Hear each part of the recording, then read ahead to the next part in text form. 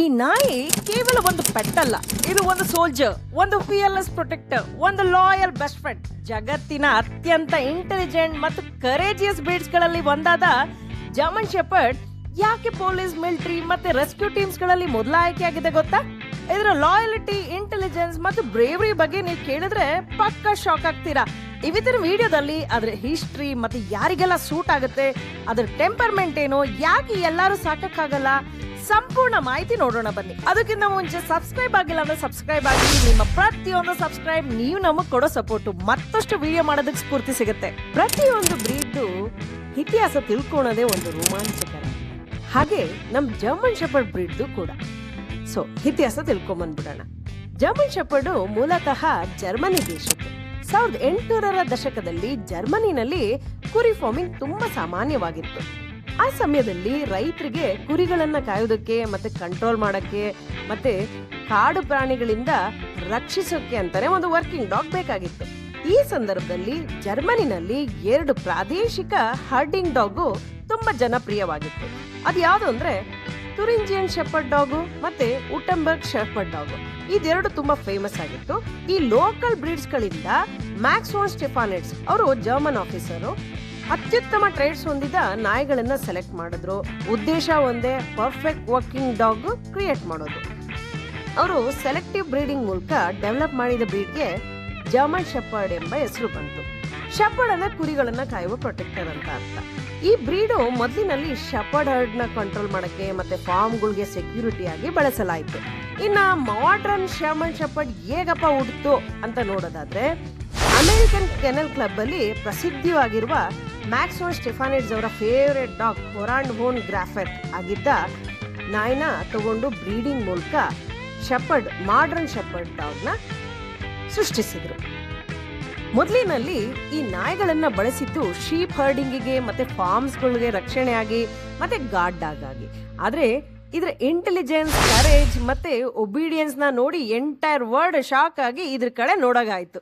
ನೀವು ಅಬ್ಸರ್ವ್ ಮಾಡಿದ್ದೀರಾ, police department, army ಮತ್ತೆ ಏರ್ಪೋರ್ಟ್ ಸೆಕ್ಯೂರಿಟಿ ಬಹುತೇಕ ಎಲ್ಲೆಲ್ಲೂ ಜರ್ಮನ್ ಶೆಪರ್ಡ್ ಡಾಗ್ಸ್ನೇ ಇರ್ತವೆ. ಏನಕ್ಕೆ? ಅದಕ್ಕೆ ಕಾರಣ ತುಂಬಾ ಸಿಂಪಲ್ ಅಲ್ಲ. ಏಕೆಂದ್ರೆ ಈ ಬ್ರೀಡ್ಸ್ಗೆ ತುಂಬಾ ಪವರ್ಫುಲ್ ಸ್ಮೆಲ್ ಡಿಟೆಕ್ಷನ್ ಇರುತ್ತೆ, ಮತ್ತೆ ಫಾಸ್ಟ್ ಲರ್ನಿಂಗ್ ಎಬಿಲಿಟಿ ಇರುತ್ತೆ, ಫಿಯರ್ಲೆಸ್ ಮೈಂಡ್ ಸೆಟ್, ಎದ್ರುಕೊಳ್ಳೋದೇ ಇಲ್ಲ, ಸ್ಟ್ರಾಂಗ್ ಒಬಿಡಿಯನ್ಸ್ ಪವರ್ ಕೂಡ ಇರುತ್ತೆ. ಇದೆಲ್ಲ ನ್ಯಾಚುರಲ್ ಆಗಿ ಆ ಜರ್ಮನ್ ಶೆಪರ್ಡ್ಗೆ ಇರುತ್ತೆ. ಒಂದು ಜರ್ಮನ್ ಶೆಪರ್ಡ್ ಸಾವಿರಾರು ಸ್ಮೆಲ್ ಮಧ್ಯೆ ನೀವೇನಾದ್ರೂ ಡ್ರಗ್ಸೋ, ಬಾಂಬೋ ಅಥವಾ ಯಾರು ಒಬ್ಬ ವ್ಯಕ್ತಿನ ನೀವು ಕೂರ್ಸ್ ಬಂದ್ಬಿಟ್ರೆ ಆ ಟ್ರ್ಯಾಕ್ ಮಾಡಿ ಕರೆಕ್ಟಾಗಿ ಕರ್ಕೊಂಡ್ಬರುತ್ತೆ. ಅವಲಾಂಚಿ ಅಥವಾ ಅರ್ಥಕ್ವೇಕ್ ಸಮಯದಲ್ಲಿ ರೆಸ್ಕ್ಯೂ ಮಿಷನ್ಸ್ ಆಗಿ ಕೂಡ ಈ ಬ್ರೀಡ್ನ ಬಳಸಲಾಗುತ್ತೆ. ಇನ್ನು 4ನೇದು ಇಂಟೆಲಿಜೆನ್ಸ್ ಲೆವೆಲ್ ಹೇಗಿದೆ ಅಂತ ತಿಳ್ಕೊಳ್ಳೋಣ. ಜರ್ಮನ್ ಶೆಪರ್ಡ್ ಜಗತ್ತಿನ ಸ್ಮಾರ್ಟೆಸ್ಟ್ ಡಾಗ್ ಬ್ರೀಡ್ಸ್ ಗಳಲ್ಲಿ ಒಂದು. ಒಮ್ಮೆ ಕಮೆಂಟ್ ಕಳಿಸಿದ್ರೆ ಸಾಕು, ತುಂಬಾ ಬೇಗ ನೆನಪಲ್ಲಿ ಇಟ್ಕೊಳ್ಳುತ್ತೆ. For example, sit, stay, attack, guard, search ಇಂತಹ ಕಮಾಂಡ್ಸ್ ಗಳನ್ನ ಫಾಸ್ಟ್ ಆಗಿ ಲರ್ನ್ ಮಾಡ್ಕೊಳ್ಳುತ್ತೆ. ಅದಕ್ಕೇನೆ police dog, army dog, service dog, therapy dog ಎಲ್ಲ ಕ್ಷೇತ್ರಗಳಲ್ಲೂ ಜರ್ಮನ್ ಶೆಪರ್ಡ್ ಶೈನ್ ಆಗ್ತಾ ಇರೋದು. ಇನ್ನ ನೇಚರು ಮತ್ತೆ ಟೆಂಪರ್ಮೆಂಟ್ ಹೆಂಗಪ್ಪ ನಮ್ ಜರ್ಮನ್ ಶೆಪರ್ಡ್ದು ಅಂತ ಕೆಲವರು ಯೋಚನೆ ಮಾಡ್ತಿರ್ತಾರೆ. ಅದು ತಿಳ್ಕೊಳ್ಳೋಣ. German shepherd breed biggest strength ಏನ್ ಗೊತ್ತಾ?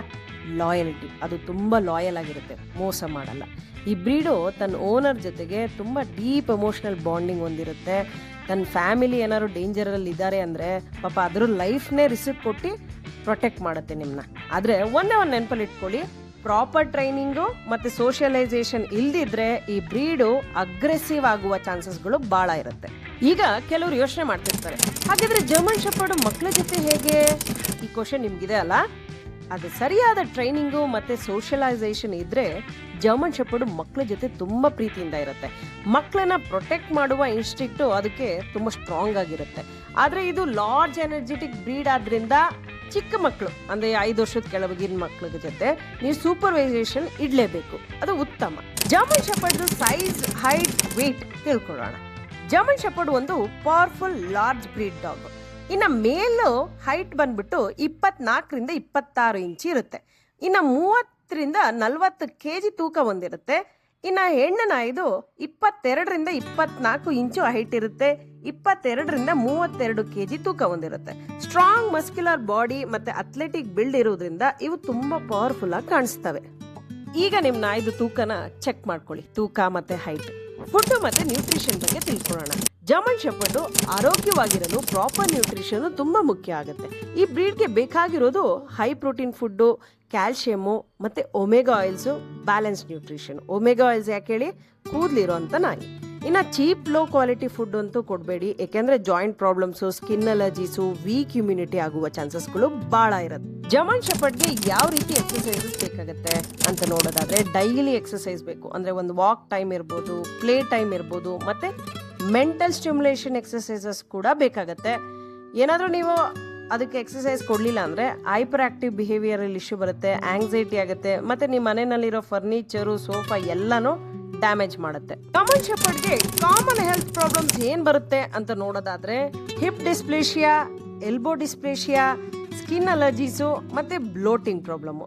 ಅದರಿಂದ ಪ್ರಾಪರ್ ಬ್ರೀಡು ಆಯ್ಕೆ ಮಾಡಬೇಕು, ಹೆಲ್ದಿ ಡಯಟ್ ಕೊಡಬೇಕು, ರೆಗ್ಯುಲರ್ ವೆಟ್ ಚೆಕಪ್ ಮಾಡಿಸ್ಲೇಬೇಕು. ಇನ್ನು ಯಾರಿಗೆ ಈ ನಾಯಿ ಸೂಕ್ತ ಅಂತ ನೋಡೋದಾದ್ರೆ, ಆಕ್ಟಿವ್ ಫ್ಯಾಮಿಲೀಸ್ಗೆ ಸೂಟ್ ಆಗುತ್ತೆ, ಯಾಕೆಂದ್ರೆ ನಾಯಿಗೆ ಸಮಯ ಕೊಡೋರು ಬೇಕು.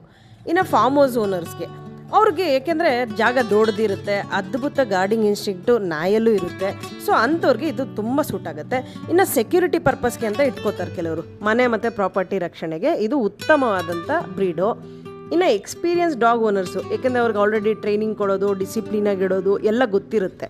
ಇನ್ನು ಡಾಗ್ ಲವರ್ಸು, ಯಾರಿಗೆ ಟ್ರೈನಿಂಗ್ ಕೊಡಬೇಕು, ಅದ್ರ ಜೊತೆ ಬಾಂಡಿಂಗ್ ಇಟ್ಕೋಬೇಕಪ್ಪ ಅಂತ ಇಷ್ಟಪಡ್ತಾರೆ, ಅಂಥವ್ರಿಗಿದು ಪರ್ಫೆಕ್ಟ್ ಬ್ರೀಡು. ಯಾರಿಗೆ ಸೂಕ್ತ ಅಲ್ಲ ಅಂತ ನೋಡೋದಾದರೆ, ತುಂಬ ಬ್ಯುಸಿಯಾಗಿರ್ತಾರಲ್ಲ, ಈ ಬ್ರೀಡು ಲೋನ್ಲಿಯಾಗಿ ಇರೋದಕ್ಕೆ ಇಷ್ಟಪಡೋದಿಲ್ಲ.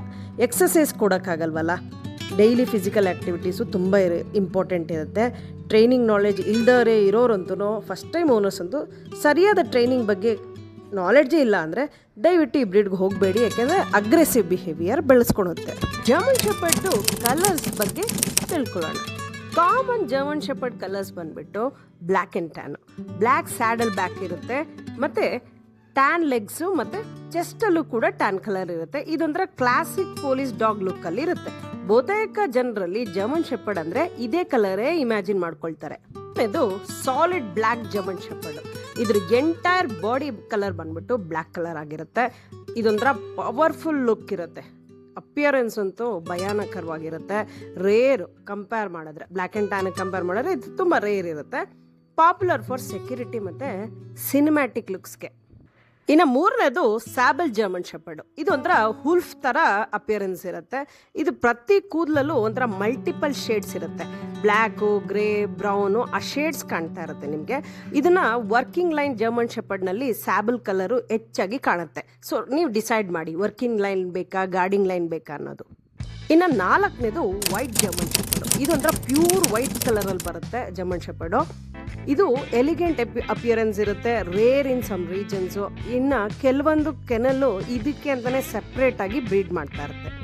ಇನ್ನು ಐದನೇದು black and red German shepherd. ಇದು ಶೋ ಲೈನ್ ಜರ್ಮನ್ ಶೆಪರ್ಡ್ಸ್ನಲ್ಲಿ ಈ ಕಲರು ತುಂಬ ಫೇಮಸ್ ಆಗಿರುತ್ತೆ.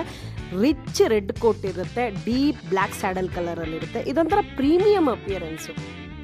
ಇನ್ನೂ 3 ಕಲರ್ಸಲ್ಲಿ ಬರುತ್ತೆ: blue German shepherd, liver German shepherd, panda German shepherd. ಈ ಕಲರ್ಸ್ ಬಗ್ಗೆ ವಿಡಿಯೋ ಮಾಡ್ತೀನಲ್ಲ, ಆಗ ನಿಮಗೆ ಕಂಪ್ಲೀಟ್ ಇನ್ಫಾರ್ಮೇಷನ್ ಕೊಡ್ತೀನಿ. ಆದರೆ ಒಂದು ಇಂಪಾರ್ಟೆಂಟ್ ಫ್ಯಾಕ್ಟ್ ಏನಂದರೆ, ಕಲರ್ ಮಾತ್ರ ನೋಡಿ ಪಪ್ಪಿನ ಸೆಲೆಕ್ಟ್ ಮಾಡಬಾರ್ದು. ಮುಖ್ಯವಾದದ್ದು ಹೆಲ್ತು, ಟೆಂಪರ್ಮೆಂಟು, ಬ್ರೀಡಿಂಗ್ ಕ್ವಾಲಿಟಿ, ಹೇಗೆ ಬ್ರೀಡ್ ಮಾಡಿದ್ದಾರೆ, ಅದ್ರ ಸ್ಟ್ರಕ್ಚರ್ ಹೇಗಿದೆ, ಮತ್ತು ಸೋಷಿಯಲೈಸೇಷನ್ ಆಗಿದೆಯಾ, ಹೆಲ್ದಿ ಟೆಂಪರ್ಮೆಂಟ್ ಇದೆಯಾ, ಇದನ್ನೆಲ್ಲ ನೋಡಿ ಯಾವ ಪಪ್ಪಿನಲ್ಲಿ ಇವೆಲ್ಲ ಕ್ವಾಲಿಟೀಸ್ ಇದೆ ಆ ಕಲರ್ನ ಚೂಸ್ ಮಾಡಿ, ಅದೇ ಬೆಸ್ಟ್ ಪಪ್ಪಿ. ಜರ್ಮನ್ ಶೆಪರ್ಡ್ದು ಡಿಸ್ಅಡ್ವಾಂಟೇಜ್ ಏನು ಅಂತ ನೋಡೋದಾದ್ರೆ, ಹೆವಿ ಶೆಡ್ಡಿಂಗ್ ಇರುತ್ತೆ, ಕೂದಲು ತುಂಬ ಉದುರುತ್ತೆ, ಡೈಲಿ ಎಕ್ಸಸೈಸು ನೀವು ಕೊಡಲೇಬೇಕು, ಮತ್ತು ಟ್ರೈನಿಂಗ್ ಅಗತ್ಯ ಇರುತ್ತೆ, ಸೋಷಿಯಲೈಸೇಷನ್ನು ತುಂಬ ಮುಖ್ಯ, ಸಮಯ ಮತ್ತು ಕಮಿಟ್ಮೆಂಟು ಬೇಕೇ ಬೇಕು. ನಿಮಗೆ ಜರ್ಮನ್ ಶೆಪರ್ಡ್ ಬ್ರೀಡ್ ಇಷ್ಟ ಆಯ್ತಾ? ಈ ವಿಡಿಯೋನ ಯೂಸ್ಫುಲ್ ಅನ್ಸಿದ್ರೆ ಲೈಕ್ ಮಾಡಿ, ಕಮೆಂಟ್ ಮಾಡಿ, ಶೇರ್ ಮಾಡಿ. ನಮ್ಮ ಚಾನೆಲ್ನ ಸಬ್ಸ್ಕ್ರೈಬ್ ಆಗೋದನ್ನ ಮರಿಬೇಡಿ. ಇನ್ನಷ್ಟು ಅಮೇಝಿಂಗ್ ಡಾಗ್ ಬ್ರೀಡ್ ವಿಡಿಯೋಸ್ಗಾಗಿ ಸಬ್ಸ್ಕ್ರೈಬ್ ಆಗಿ.